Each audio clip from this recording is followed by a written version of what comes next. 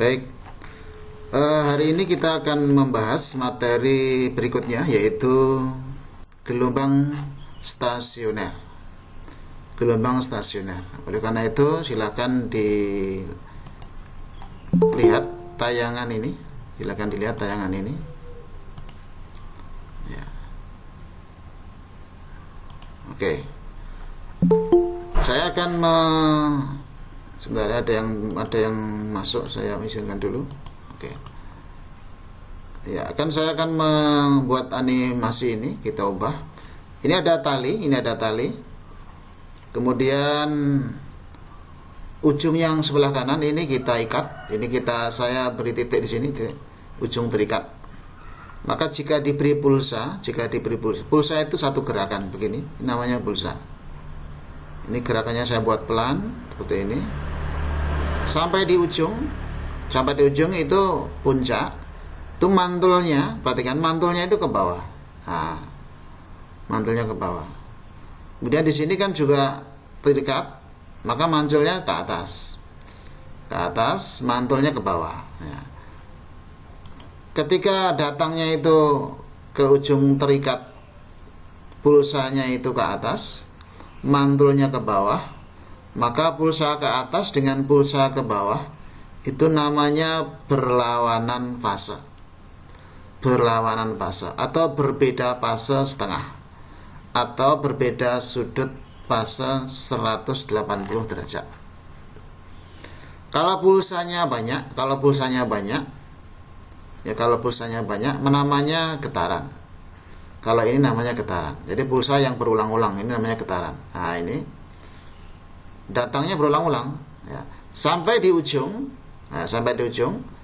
itu juga seperti ini. Karena ujungnya terikat, maka mantulnya juga ke bawah.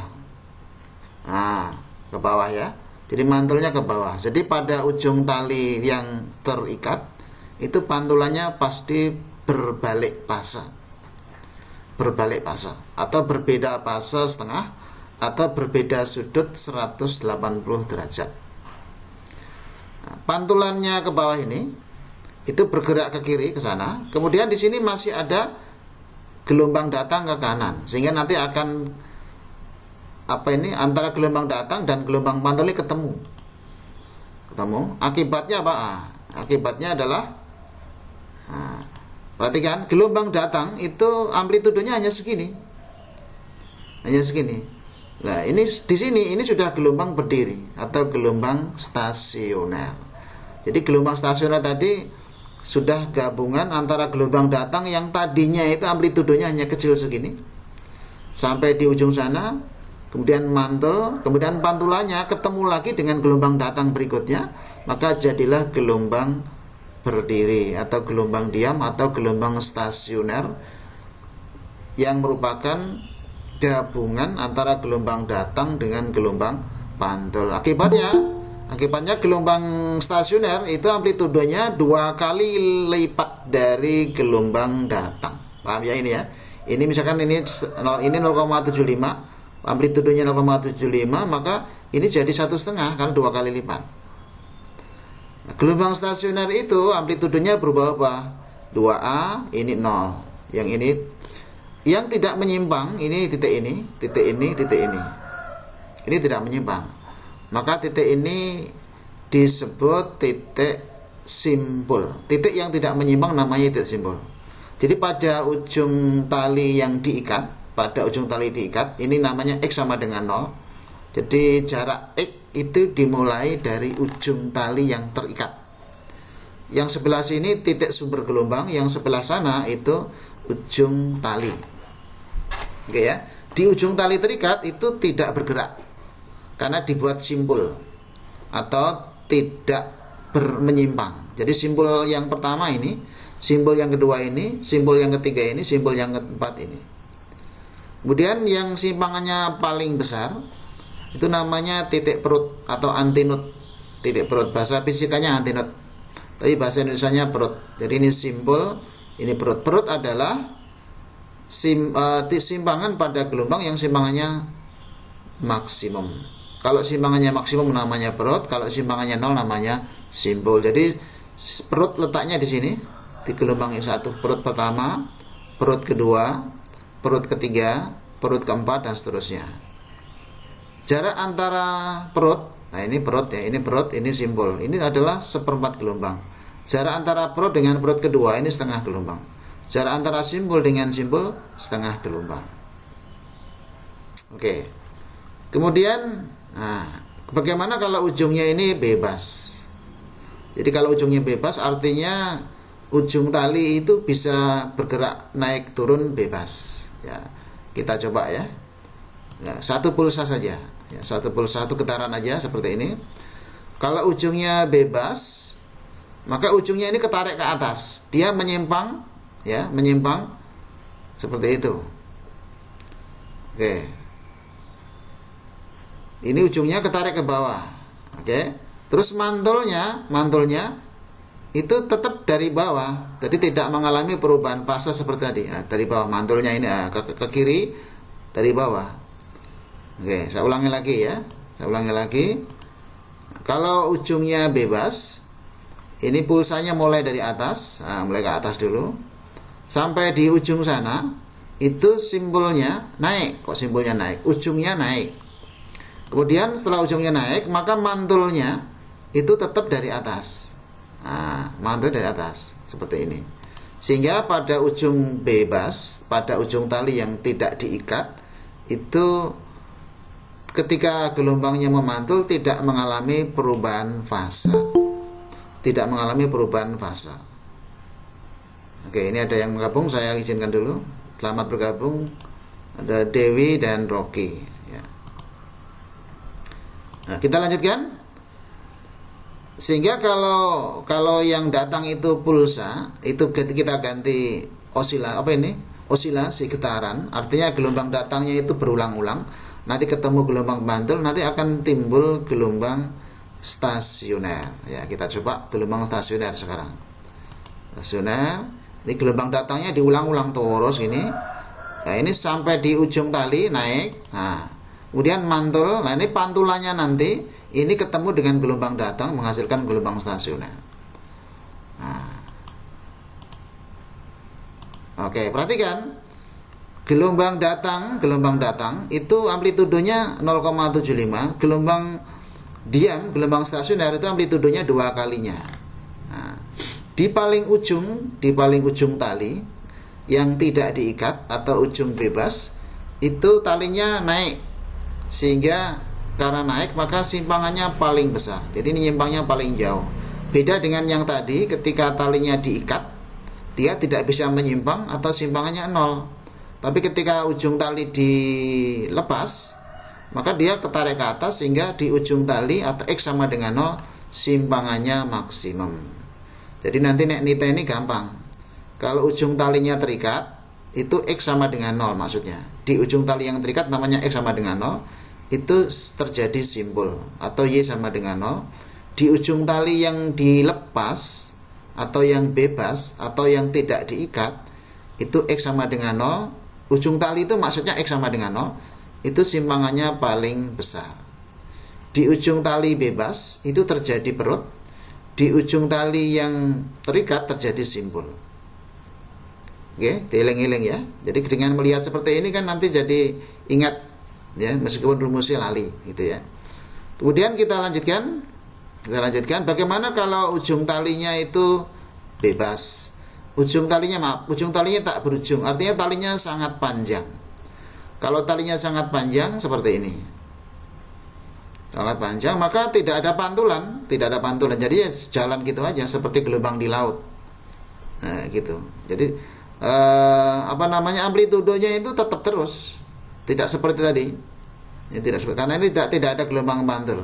Ya, tidak ada gelombang pantul. Oke. Stop. Ini sebagai sekedar pemahaman supaya kalau bendanya itu tahu, gerakannya tahu, nanti rumusnya itu jadi mudah, gitu ya. Rumus jadi mudah. Yang sulit itu ketika kita tidak bisa membayangkan kondisi benda. Ya. Sekarang kita perhatikan yang ini.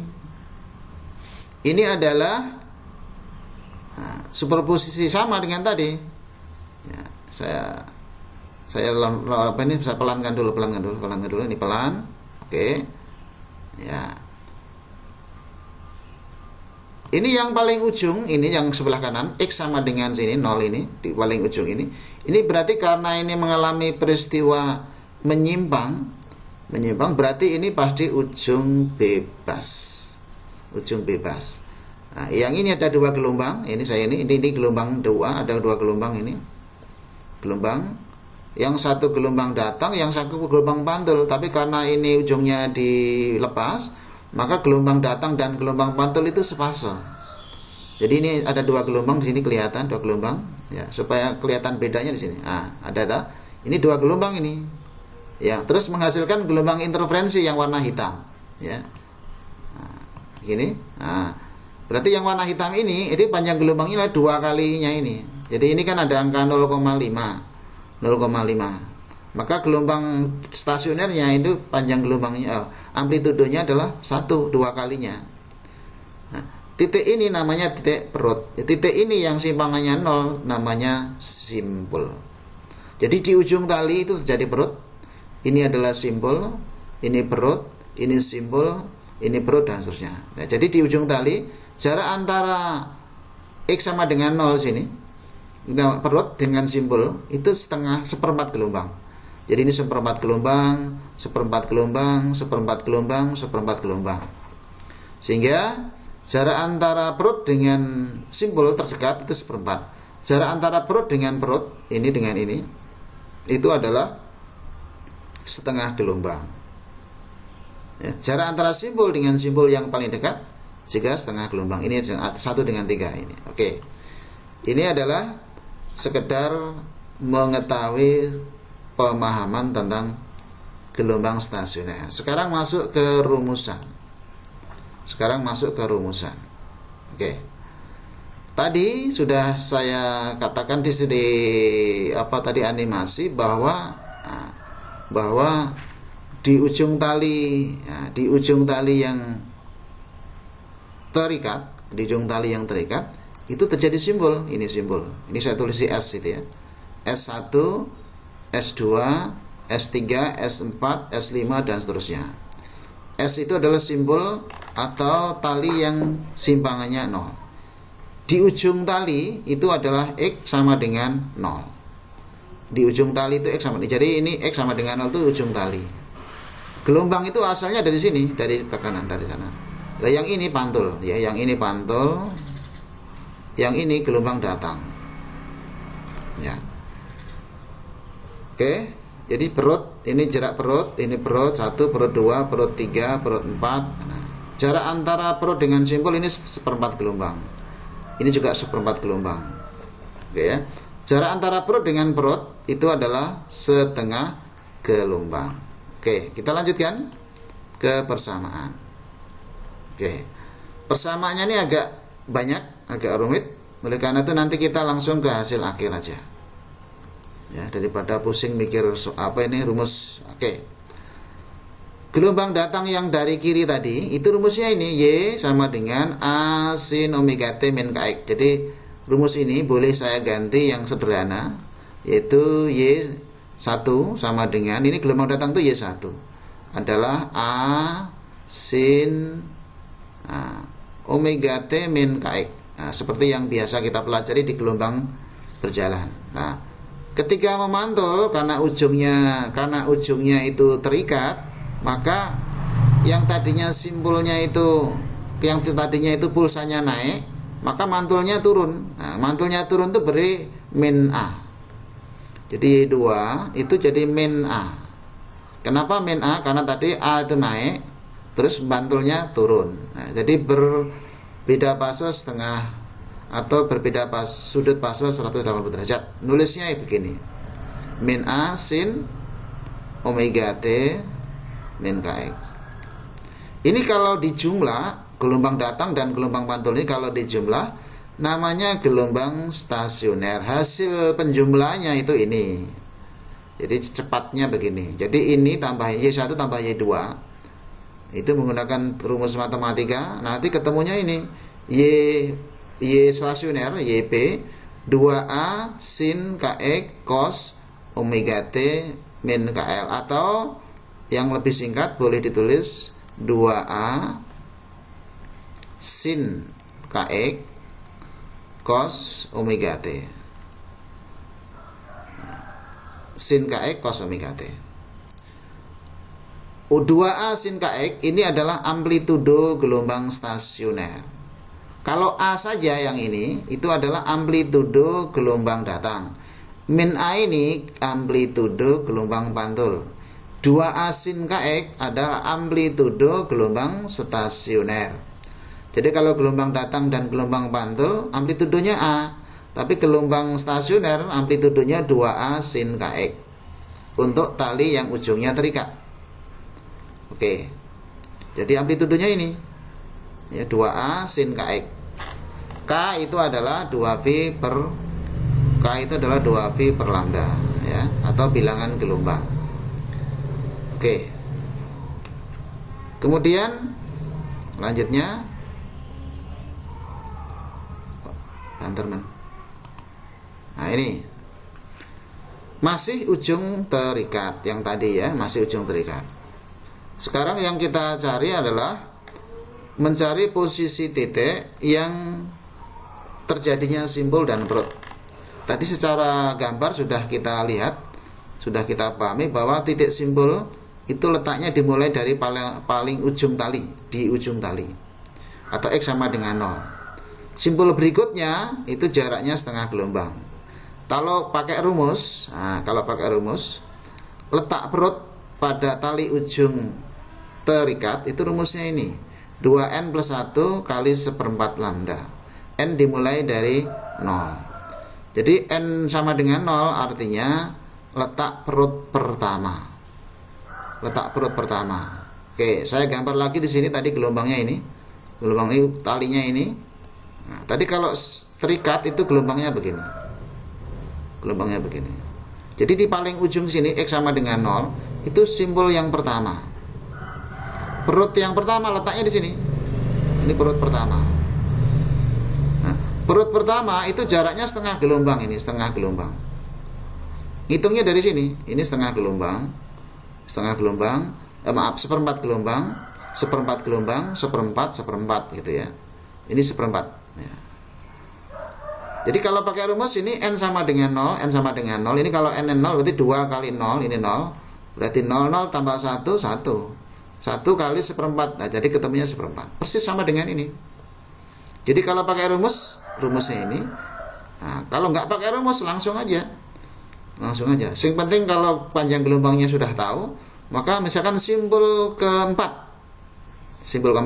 Dihitung dari sini 1, 2, 3, terus lagi sini 4. Berarti simbol keempat letaknya di mana? Kita lihat sini. Setengah gelombang, setengah lagi, setengah kali 3 berarti 1,5 gelombang. Jadi X simbol ketiga, jarak simbol ketiga X S3 itu sama dengan setengah. Jadi 3 kali setengah atau 1,5 gelombang ya. 1,5 gelombang atau 3/2 gelombang. Jadi kalau panjang gelombang misalkan 2 meter gitu. Panjang gelombang 2 meter berarti 3 kali 2 kali 2. Jadi 2-nya hilang jadi 3 meter. Jadi jarak simbol keempat itu adalah 3 meter. Jadi menggunakan gambar itu lebih cepat dibanding pakai rumus ya. Tapi kalau pakai rumus ya boleh, silahkan ya. Berarti silahkan cari yang mudah aja. Berikutnya letak ini letak perut. Nah, tadi kan letak perut ya. Ini letak simbol ya. Oke. Bagaimana kalau letak simbol? Letak simbol dimulai dari tadi saya ulang ya. Ini tadi yang kita bicarakan tadi ini. Kalau ini simbol 1, 2, 3. Ini letak simbol ya. Itu 3/2. Oke. Sekarang kalau letak perut itu ngitungnya dari sini 1/4, setengah, seperempat. Yang ini perut pertama, perut kedua, perut ketiga. 1/4 tambah setengah, berarti 1/4. Jadi perut ketiga itu jaraknya 1/4 atau 5/4. Perut ketiga. Jadi kalau perut ketiga berarti N-nya adalah 0, 1, 2. Jadi N-nya 2. N-nya 2 ini berarti 2 kali 2, 4, tambah 1, 5. Jadi 5/4. Betul ya? 5/4. Itu perut ketiga. X P3. Ora gelem. X P3 itu adalah 5/4. Kita hitung dari sini. Perut ketiga 1/4. Perut dengan perut itu setengah. Perut dengan perut setengah. Jadi setengah tambah 1/4. 1/4. Kalau pakai gambar gampang. Oke. Kita lanjutkan. Nah, bagaimana dengan ujung bebas? Jadi kalau ujung bebas ini yang paling aneh. Ya, kalau ujung bebas ya. Kalau ujung bebas itu, nah ini ujung bebas ya. Kalau ujung bebas, maka di paling ujung itu terjadi perut, simpangannya paling besar. Tadi karena kenapa di paling ujung simpangannya paling besar? Karena di ujung bebas itu menyimpang dia. Jadi pada X sama dengan 0, maka simpangannya malah 2A. Nah, perut pertama itu terjadi di paling ujung. Perut kedua itu jaraknya ini setengah gelombang, setengah gelombang, setengah gelombang. Jadi perut keempat itu jaraknya adalah setengah, setengah, setengah. Berarti berapa ini? Setengah, setengah, setengah berarti 1,5 gelombang. Oke. Masih bisa mendengar suara saya? Masih? Bisa, Pak. Oke. Bisa, Pak. Baik. Nah, kemudian kalau rumus gelombang stasioner ujungnya bebas, itu gelombang datang rumusnya sama dengan tadi. Gelombang pantul pada ujung terikat, gelombang datang ini, gelombang pantulnya itu A-nya tidak terbalik. Gelombang pantul A-nya tidak terbalik. Sehingga kalau Y1 dengan Y2 ini dijumlah, itu ketemunya Y sama dengan 2A cos KX sin omega T. Kalau yang terikat, tadi yang terikat itu Y sama dengan 2A sin KX cos omega T. Jadi bedanya hanya di sin dan cos. Yang atas ini ujung bebas, yang sin KX itu ujung terikat. Cos KX ujung bebas, sin KX ujung terikat. Terus gimana caranya beda nih? Nanti kalau ketemu dalam soal ujian kan lupa biasanya. Ini sin KX itu miliknya ujung terikat atau ujung bebas. Gampang caranya. Di ujung bebas, ujungnya tali yang ujungnya bebas itu kan menyimpang. Sedangkan tali ujung terikat itu tidak menyimpang karena ujungnya diikat. Jadi di ujung terikat itu begini. Jadi ini enggak menyimpang. Terjadi simbol ya. Simbol. Enggak menyimpang itu artinya Y sama dengan 0. Di ujung yang terikat itu pada X sama dengan 0. Kalau X nya diganti 0, ini kalau 0 ya, 0, K kali 0 kan 0. Jadi sin 0 sama dengan 0. Ini adalah 0. Jadi 0 kali 2A ya 0. Berarti sin KX itu kalau X nya diganti 0, maka Y nya sama dengan 0. Maka Y yang bawah ini miliknya terikat. Saya ulangi lagi. Untuk niteni persamaannya kan meh podo. Yang satu cos KX, yang satu sin KX. Ya. Untuk mengingat-ingat yang mana yang miliknya terikat, itu yang bawah ini yang terikat, yang sin KX. Yaitu caranya kalau X-nya diganti 0, maka sin 0 sama dengan 0. Maka kalau sinnya 0, maka 0 kali 2 ya 0, maka berarti Y sama dengan 0. Kalau X-nya 0, kalau X sama dengan 0, Y sama dengan 0, berarti miliknya ujung terikat. Miliknya ujung terikat. Oke. Kemudian rumus yang satunya ini juga sama. Ya. Jadi rumusnya itu kan untuk mencari titik simbol dan titik perut itu caranya sama. Rumusnya podo. Oke ya, coba lihat ini. Letak perut pada ujung bebas. Ujung bebas digambar ya, ujung bebas itu gambarnya mesti ini. Ini garis lurus ini ujungnya begini, gambarnya begini. Jadi di paling ujung itu di sini menyimpang. Jadi ini letak perut, ini simbol, ini perut, ini simbol. Nah. Maka misalkan ini perut kedua itu letaknya adalah setengah gelombang. Jadi perut kedua, X perut kedua itu sama dengan ini seperempat. Jadi setengah gelombang. Itu kalau gambar langsung mudah, langsung kelihatan. Kalau pakai rumus ini, letak perut itu rumusnya X sama dengan N ya, X sama dengan letak perut kedua itu sama dengan ini N kali lambda, N kali setengah lambda. Nah, N-nya yang kedua itu berarti 1. Ini kan perut pertama, ini perut kedua. Perut pertama, perut kedua. N sama dengan 1 ya.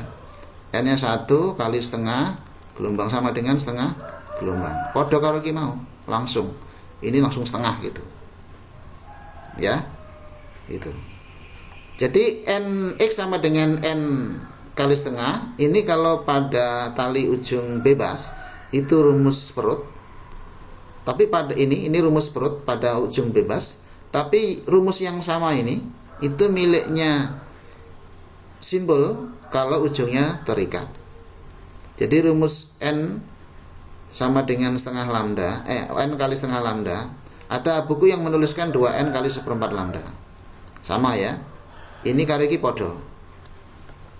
Ada buku yang menuliskan 2N kali seperempat lambda. Jadi rumus ini itu miliknya perut untuk ujung bebas.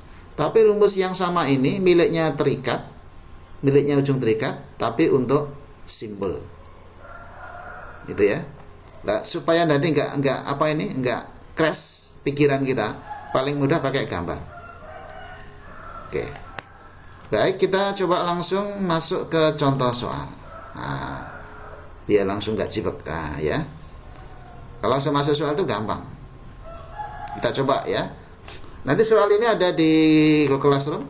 Setelah ini silakan dikerjakan. Saya tadi janji 30 menit. Ini sudah tadi mulainya kan lewat 6 ya. Ini kurang 3 menit lagi. Oke, kurang 3 menit lagi. Nanti saya beri waktu 60 menit untuk mengerjakan tugas ini. Insya Allah tidak sampai 1 jam selesai. Contohnya langsung soal ini ya. Contohnya langsung soal ini. Oke, nomor 1. Simbangan suatu gelombang stasioner dinyatakan dengan persamaan ini. Ini persamaannya ini. 4 sin Vx yang ada X-nya ini sin. Yang ada X-nya ini sin. Sin Kx, ingat-ingat, ini berarti miliknya terikat. Nah, miliknya ujung tali terikat. Sin Kx. Jadi kalau variabel X itu ada sinnya berarti terikat. Oke ya, jadi terbayang ya terikat begitu ya. Oke. Kemudian berapa amplitudo, frekuensi, periode, panjang gelombang dan cepat rampat. Oke. Cara mengerjakannya. Oke. Sebentar. Ini saya turunkan dulu. Oke. Biar ada jeda. Ya. Cara mengerjakannya. Oke. Amplitudo itu langsung ini. Ini amplitudonya siapa ini? Ini kan kita bicara gelombang stasioner, ya kan? Kalau bicara gelombang stasioner, maka amplitudonya adalah amplitudo gelombang stasioner itu adalah 4 sin Vx. Nah, X-nya ini bawah ini. Bila titik Q berjarak 2 dari titik pantul, ini berarti ini. Jadi X-nya ini adalah X ya. Jadi X-nya adalah 2,25 cm. Ya, 2,25 cm. Kalau panjang gelombangnya itu dalam satuan senti. Ini kan satuannya senti ini, Y senti ini ya. Senti. Maka ini enggak usah diubah ke meter karena sudah senti semua. Jadi menghitung soal itu sepenting satuannya sama semua enggak apa-apa. Oke. Ini amplitudonya, selesai. Frekuensi itu letaknya di variabel di koefisien T ya. Jadi di belakang ini kan omega T. Berarti ini omeganya adalah 2V. Padahal omega itu kan 2V kali F atau 2V per T. Ini V-nya dicoret begini. 2-nya dicoret. Maka yang kiri tinggal angka 1, yang kanan tinggal F saja. Berarti F sama dengan 1 Hz. Sudah selesai. Panjang gelombang letaknya di sini. Di koefisien X. Jadi di sebelah kiri X itu ada angka V. Itu adalah K. Ya. Berarti K-nya sama dengan V. Padahal K itu rumusnya 2V per lambda. Berarti ini dicoret. Berarti yang kiri tinggal angka 1, yang kanan 2 lambda. Berarti lambda sama dengan 2 meter. Sudah ketemu. Ini panjang gelombangnya 2 meter. Cepat rambat tuh ngitungnya boleh pakai rumus ini, V sama dengan lambda F. Jadi lambdanya 2, F-nya adalah 1. Udah ketemu 2 ya. Atau boleh juga omega per K. Omeganya yang mana? Omeganya itu 2V. Angka di sebelah kiri T 2V. K itu adalah angka di sebelah kiri X, itu per V. V-nya seret, jadi muncul tinggal angka 2. Sama persis dengan nomor 1 selesai. Tinggal menghitung nomor 2. Nomor 2 1B ya. Bila titik Q berjarak 2,25 cm terhadap titik pantul. Jadi X itu ngitungnya dari titik pantul. Dan titik pantulnya sudah bergetar 3, ini adalah T. Berapa amplitudo total dan simpangannya? Yang dicari tidak usah amplitudo total, karena tadi sudah dihitung di sini. Cukup simpangannya berapa. Simpangannya berapa? Ya. Bagaimana cara menghitung simpangan? Tadi karena ini rumusnya sudah ada, ya tinggal memakai rumus saja. Y sama dengan gitu ya. Yes, ini 4, X-nya diganti 2,25, T-nya diganti 3/3/12, sudah selesai. Tinggal ngitung. Tinggal golek sin ini berapa, cos berapa. Jadi, oke. Sekarang coba nomor berapa ya? Nomor 3 ya. Saya coba nomor 3 ya. Nomor 3. Sebuah gelombang transversal amplitudonya 2. Gelombang transversal. Berarti gelombang transversal amplitudonya 2. Ya. Dan periodenya 1,6 merambat pada tali dengan cepat rambat sekian. Dipantulkan oleh ujung bebas. Jadi ini amplitudonya ini A. Ini masih gelombang datang ya. Gelombang datang 2, periodenya ini. Terus dipantulkan oleh ujung bebas. Dipantulkan ujung bebas. Karena dipantulkan ujung bebas, maka nanti akan terjadi gelombang stasioner. Setelah 0,4 detik, titik pantulnya bergetar. Titik P yang berjarak X dari titik pantul, titik P yang berjarak X dari titik pantul mempunyai simpangan 3 cm. Berapa besarnya X? Jadi ini ada tali, ini ujungnya di sini, terus titik P itu letaknya di sini. Ini jaraknya X gitu maksudnya. Nah, terus karena ini ujungnya ujung bebas, maka rumusnya pakai yang mana ini? Sin apa cos? Siapa sing kelingan? Sin apa cos? Kalau ujungnya bebas, sin KX apa? Pakai cos ya. Ya betul ya. 2A cos KX. Eling-eling ini cos KX sin omega T. Oke, A-nya 2 ada 2. Jadi A-nya diganti 2. K-nya adalah K itu adalah 2V per lambda. Ini lambdanya belum ada. Tidak apa. Terus sin omega T. Omega T-nya, omega itu 2V per T. Nah, 2V per T. Periodenya sudah ada 1,6 ini. Jadi 2V. T-nya 1,6. Terus T kecilnya sudah ada. Ini T kecilnya sudah ada. Jadi T kecilnya ini adalah 0,4. Berarti ini nilainya sudah ada. Ini sudah ada angkanya. Nanti sin sekian sudah ada. Itu maksudnya. Berapa besarnya X?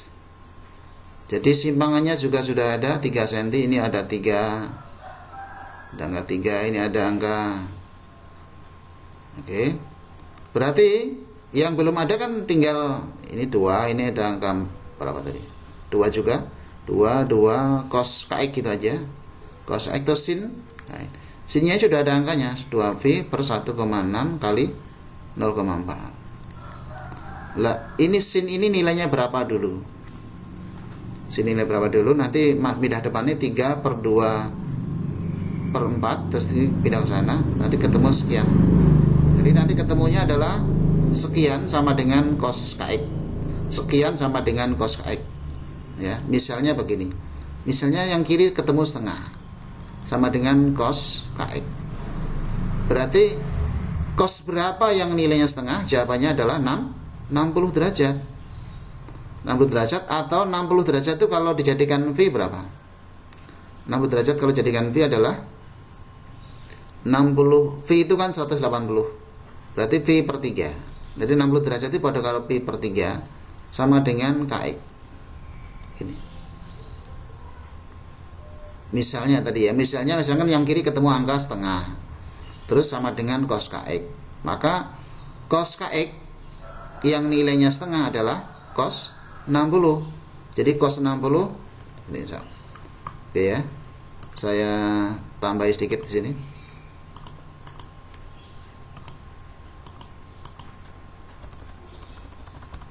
Tambah sedikit di sini. Misalkan ketemu angka ini yang kiri nanti setengah, ya. Dan ketemu angka kiri setengah. Enggak mau. Nah, yang kanan cos kx. Oke. Maka setengah itu cos berapa sih? Oh, cos 60 gitu ya. Kan sepaham ini ya. Cos kx. Nah, berarti cosnya kan dibuang gini ya. Jadi ketemu 60 sama dengan 60-nya ini jadikan V. Ini V per 3. Dijadikan derajat radian. Terus kx itu kan 2V per lambda. Nah, X gitu kan. Nah, terus lambdanya belum ada. Mana lambda? Lambda itu kan sama dengan V kali T. Nah, tadi T-nya kan sudah ada 1,6, V-nya sudah ada, ini 2, cepat lambatnya ini. Berarti kan ini tinggal 22,5 kali 1,6. Udah ketemu lambda masuk sini. Maka X ketemu. Oke ya. Itu nomor 3. Nomor 3, nomor 4 hampir sama. Oke. Saya kira ini tidak sulit insya Allah. Ada pertanyaan? Silakan kalau ada pertanyaan.